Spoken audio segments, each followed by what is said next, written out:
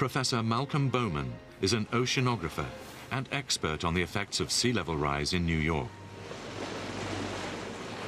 If the worst case scenario, the rapid meltdown of the ice sheet on Greenland, the West Antarctic ice sheet, were to happen extremely rapidly, the future of New York City is in peril.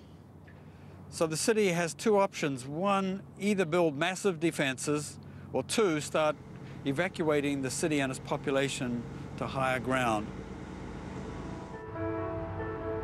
The flooding of New York's underground installations would only be the first in a series of catastrophic events. After the first 6 feet of sea level rise, parts of lower Manhattan would be flooded. If sea levels then rose by 50 feet, the water would move into Times Square. Behind me is the Manhattan Bridge, with sea levels rising 250 feet. That bridge would have seawater lapping around the roadway. The New York City as we know it would not exist. But there is a way that New York might adapt even to extreme sea level rise. The idea is to build on water.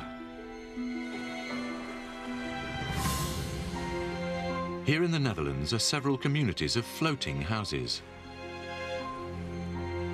Koen Olthuis is a visionary architect who believes that they are the beginning of a completely new trend in design and construction. So what you will see is that people go and design floating apartment buildings and really floating structures like 200 by 200 meters with roads on top of it and with cars on top of it and houses.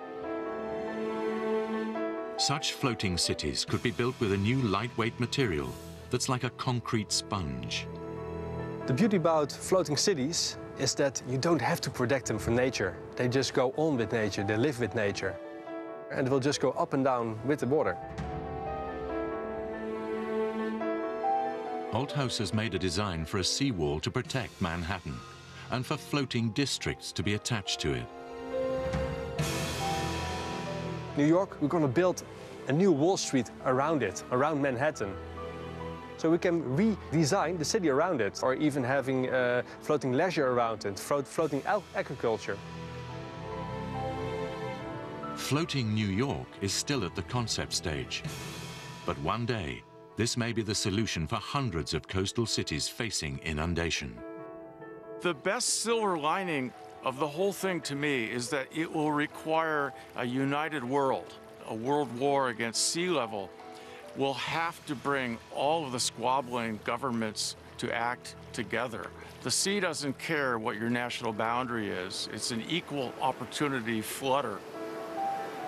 We will have to, as a planet, come at this in a united fashion. Whatever the answer to the rising tides, massive seawalls or super dams, sea level rise will happen. The question is not if, but how fast and by how much our oceans will rise. A lot depends on how much more CO2 we will emit. Earth underwater, humans will need all their ingenuity to meet the world's greatest challenge yet.